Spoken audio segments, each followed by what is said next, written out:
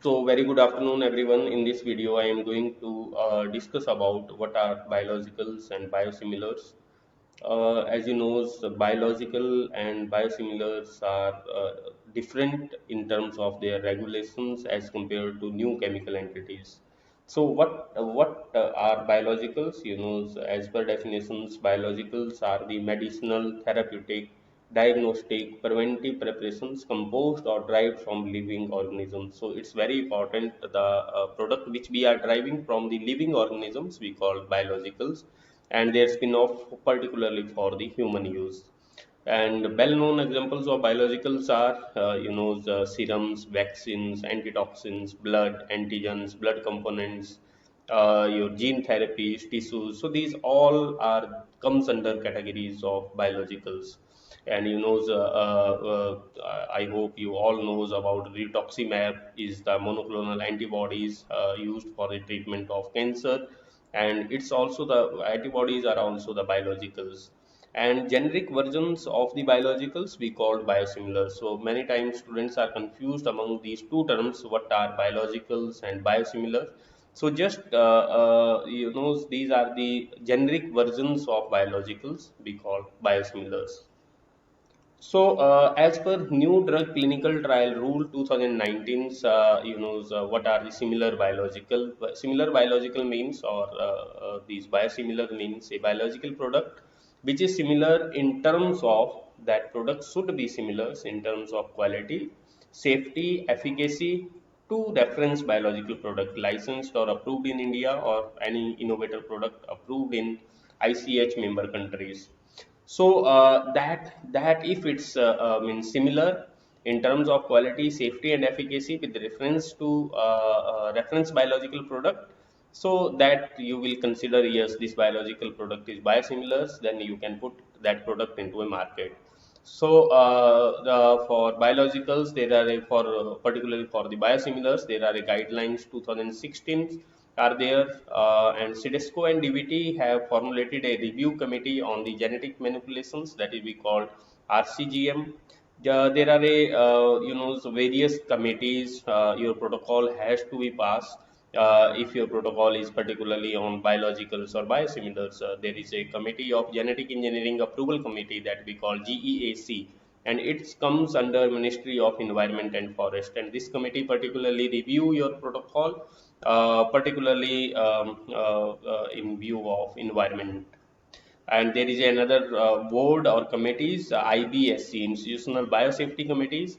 If you are going to be use biological products in animals, microorganisms in animals, or any other thing, so you have to be, your protocol should be passed through IBSC, institutional biosafety committee.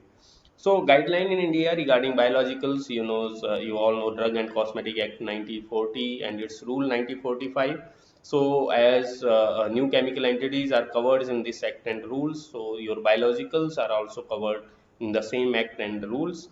CDSCO, is Central Drug Standard Control Organizations. This is DCGI under Ministry of Health and Family Welfare.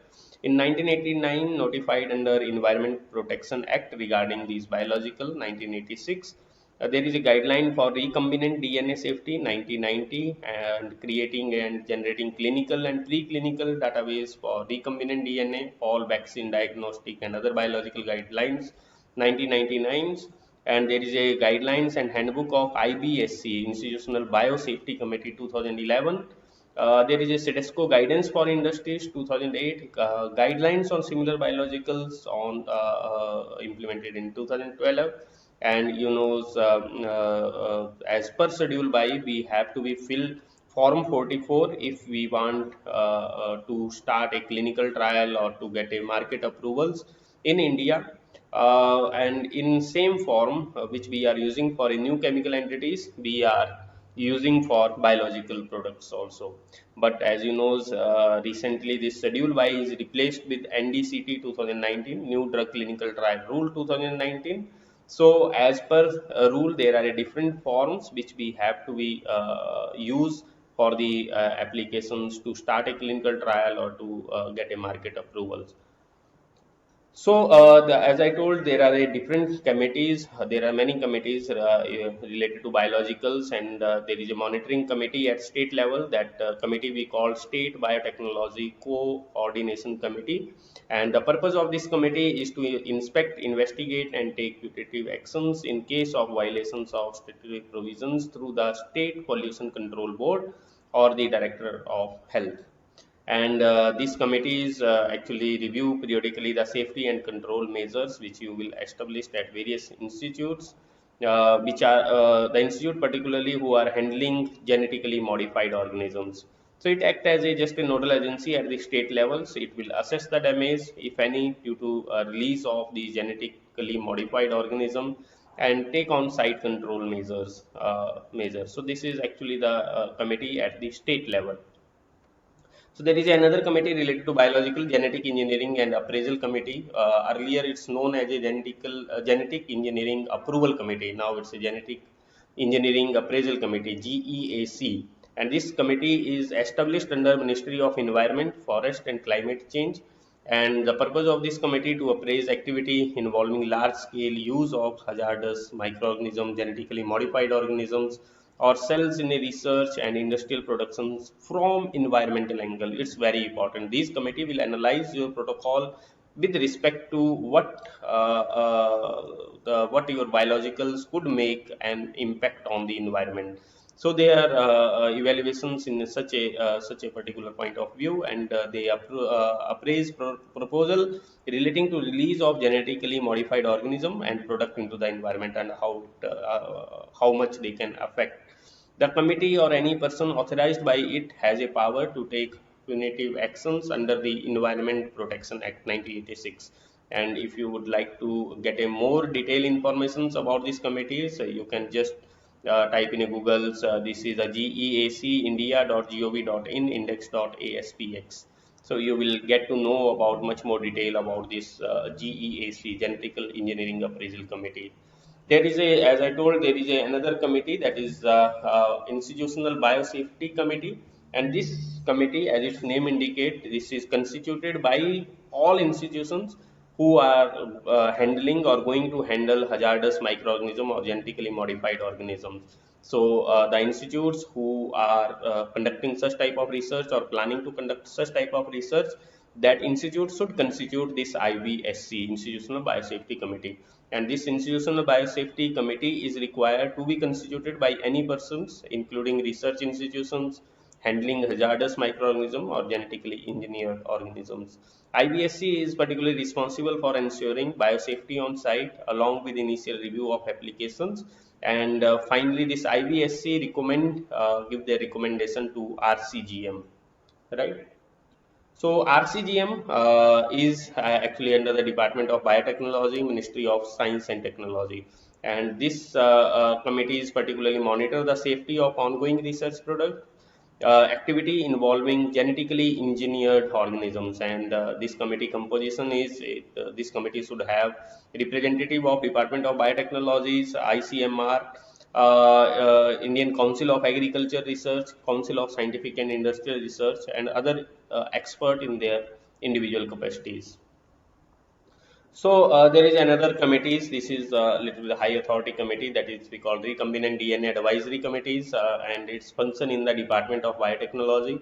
And this committees review development in the biotechnology at national and international levels. And this committee can recommend suitable and appropriate safety regulations for India in the recombinant research, use, and application from time to time. Yeah, this evolved long-term policy for the research and development, particularly in the recombinant DNA research. So there are so many committees, and their role is different. And finally, in case of biosimilar, as I told, it's a generic versions of biologicals.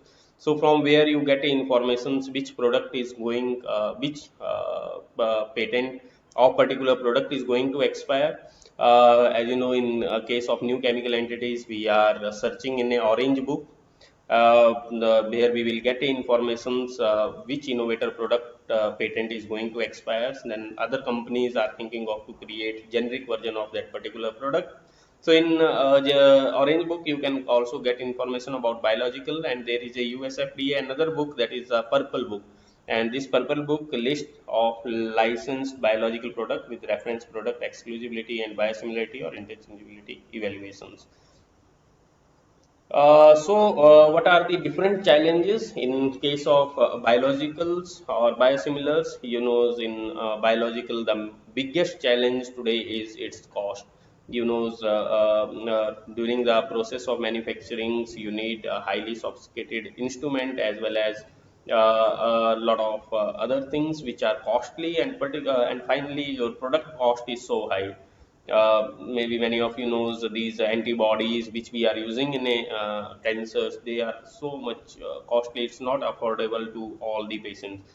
So its cost is a concern, and nowadays research is going on to produce these biologicals in a cheaper way. And another challenge is, these biologicals we have to be inject, we are not able to administer these biological through oral route. The major reason, as you know, is these through oral, our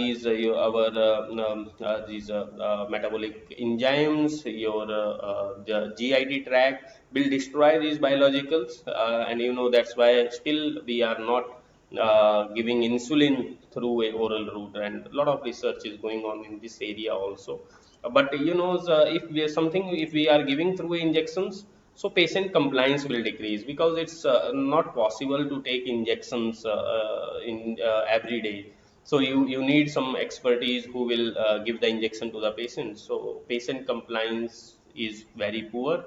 Another challenge with respect to biological is these most of the time, often these biological products are unstable at room temperature. So you need proper cold storage for these biological, as maybe you all knows.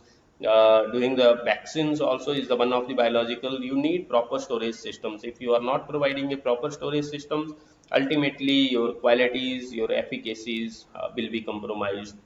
So another problems with biological challenge is complex. These biologicals are big molecules, and their are structures are complex, and it's very difficult to characterize these biological by using analytical techniques. So these are the challenges with respect to biological. I hope you all get an ideas of what are the biologicals and what are biosimilars. So biosimilar, lot of work is going on, and as I told you, biological cost is so high.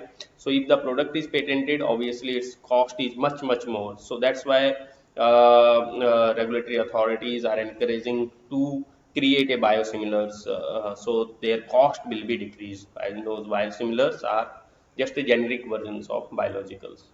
So thank you very much.